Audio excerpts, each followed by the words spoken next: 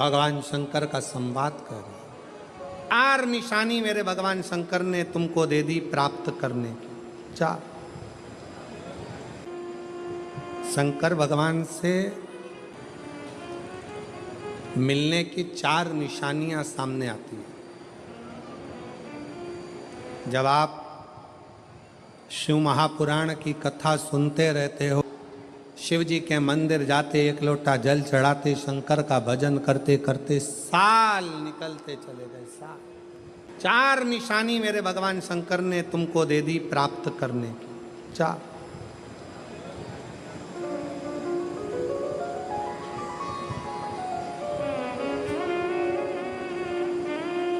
4 संकेत शिव मिलने के, शिव समागम के, शंकर को प्राप्त के। पहला संकेत भगवान शंकर देते हैं अपने भक्त को, जो भगवान शिव की कथा को निरंतर सुनता रहता है, शिवालय जाता रहता है, 1 लोटा जल चढ़ाता रहता है, शिव को भजता रहता है, श्री शिवाय नमस्तुभ्यम कहता रहता है।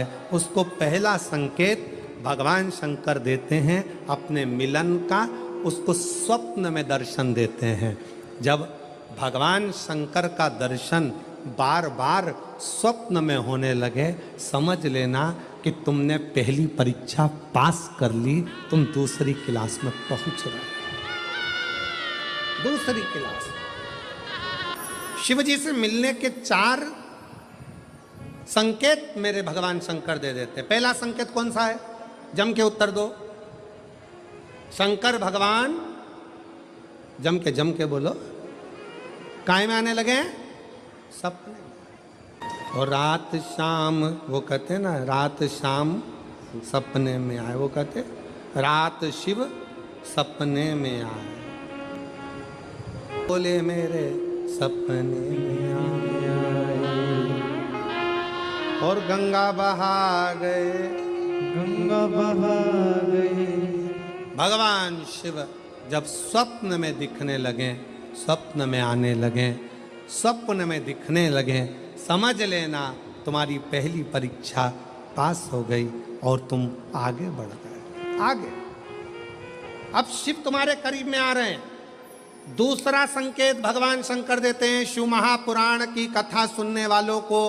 पहला संकेत शिव जी ने दिया, अगर शंकर सपने में आए समझ लेना शिव जल्दी मिलने वाले हैं। दूसरा संकेत, जिस शिवलिंग की तुम घर में पूजन करते हो, जिस शिवलिंग के मंदिर में पूजन करते हो, मान लो वो शिवलिंग कभी तुमको उसमें शंकर का प्रतिबिंब दिखने लगे, कभी तुम्हें ऐसा लगे कि कोई मुझे झांक रहा है, कभी तुम्हें ऐसे लगे कि मंदिर में और कोई भी है, तुम्हें कभी लगने लगे कि ये शंकर का शिवलिंग हिल रहा है, कभी तुम्हें लगे तुम्हारे घर में रखा हुआ शंकर का शिवलिंग कोई मनुष्य की आकृति जैसा दिख रहा है, कभी तुमने लगने लगे कि जिस मंदिर में मैं जाती हूँ वहाँ का शंकर का शिवलिंग ऐसा लग रहा है कि मंदिर में और भी लोग बैठे हैं। तुम मंदिर से निकल रही थी, पीछे से कोई की आवाज़ आई, तुमने पलट कर देखा कोई नहीं, तुम्हें लगने लगे, समझ लेना कि तुमने शिव पुराण की दूसरी परीक्षा पास कर ली। शंकर तुम्हारे करीब में आने चालू, शिव तुम्हारे करीब में आ रहे,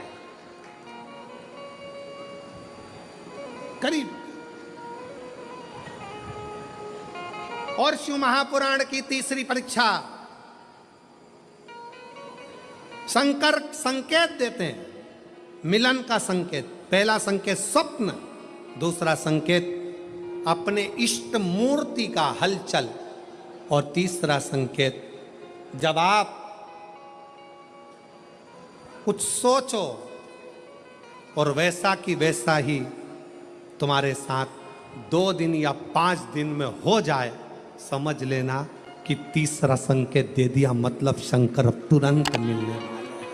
तुमने सोचा, अपने बेटे से कहा, देख बेटा मत कर ऐसा, ऐसा करेगा तो उसके साथ ऐसा हो जाएगा। बेटी मुझे लग रहा है कि ये काम गलत है, बेटा तू ऐसा कर ले, ऐसा हो जाएगा। संकेत तुम्हें मिलने लगे और तुम्हारी विवेक, तुम्हारा एंटीना, तुम्हारी बुद्धि, तुम्हारा चित्त प्रबल हो जाए, समझ लेना कि शिव मिलने वाला।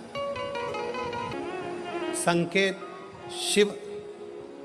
तीसरे नंबर का संकेत भगवान शंकर देते हैं, जब आप शंकर के मंदिर में जाकर बैठो या अपने पूजन के स्थल पर जाकर बैठो और शंकर जी से आप बात कर रहे हो और उसका जवाब शिव देना प्रारंभ कर दें, संकेत में देना चालू कर दे, समझ लो शिव मिलने वाला। चौथा संकेत, अब चतुर्थ नंबर का संकेत, और ये संकेत नहीं, ये शिव का मिलना है।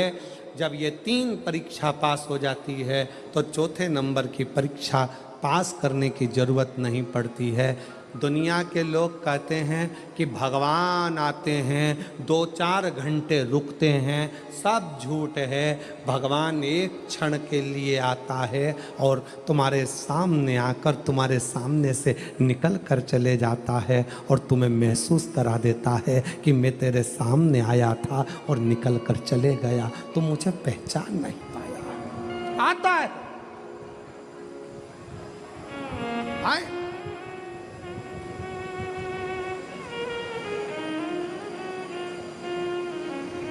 पांच दिन की शिव पुराण चल रही है,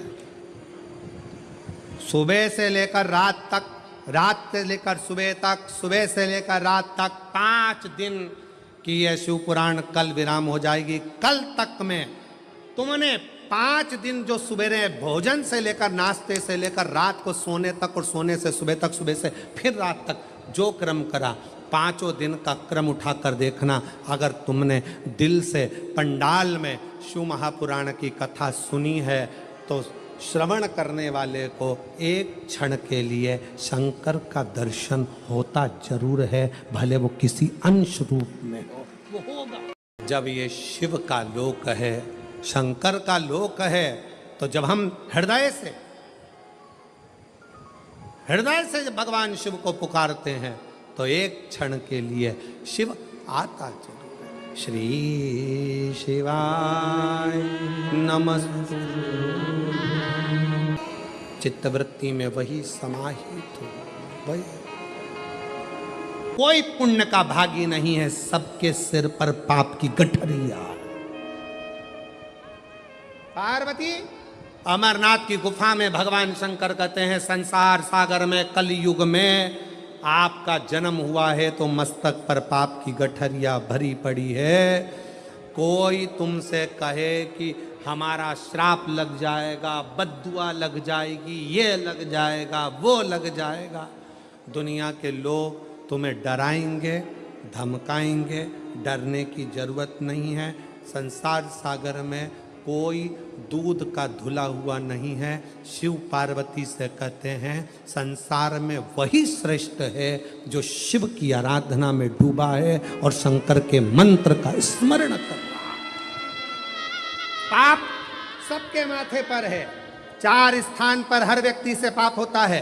पहला, झाड़ू लगाते समय छोटे जीव मर जाते हैं, पाप माथे चढ़ जाता है। दूसरा, वस्त्र धोते समय, नहाते समय छोटे छोटे जीव मर जाते हैं, उसका पाप माथे चढ़ जाता है। तीसरा, अग्नि जलाते समय, भोजन बनाते समय, लाइट जलाते समय छोटे छोटे पतंगे मर जाते हैं, उसका पाप माथे चढ़ जाता है। चौथा, अपने घर से चलकर जब हम कहीं जाते हैं, अपने पाँव के नीचे छोटे छोटे जीव मर जाते हैं, उसका पाप माथे चढ़ जाता है। 4 स्थान पर हर व्यक्ति से पाप होता है।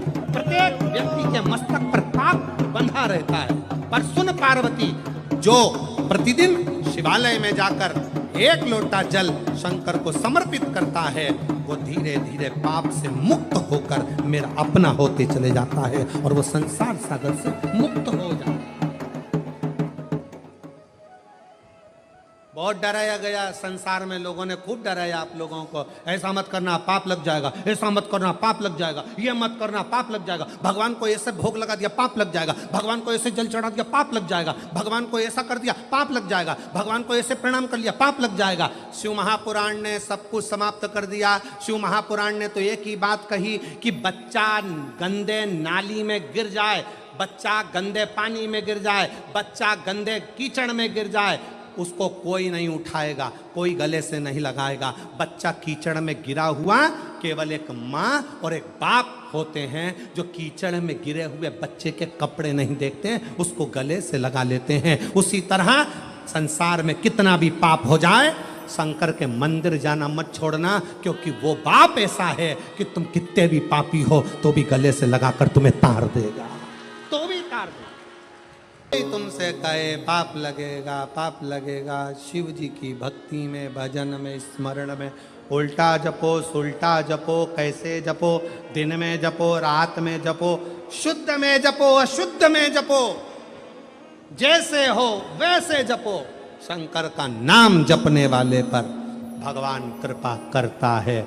जो दिल से श्री शिवाय नमस्तुभ्यम बोलता है वो शंकर की औलाद, शिव का पुत्र कहलाता है। श्री शिवाय नमस्तुभ्यम बोलने वाले पर शंकर कितनी भी समाधि में लगे हो, श्री शिवाय नमस्तुभ्यम बोलने वाले को शिव नेत्र खोल कर दर्शन देते हैं।